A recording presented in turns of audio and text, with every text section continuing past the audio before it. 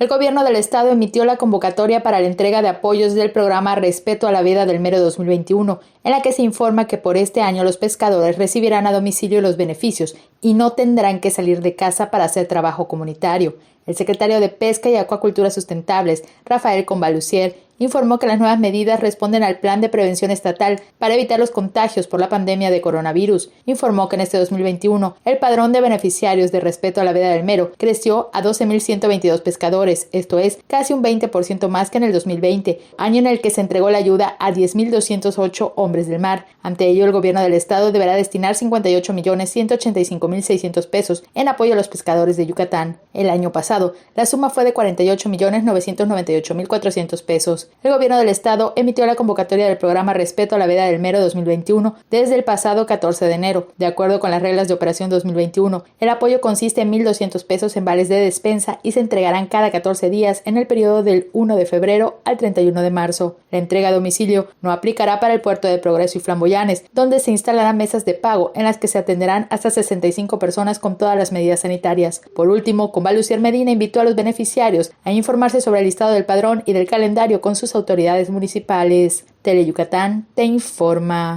Teleyucatán te informa.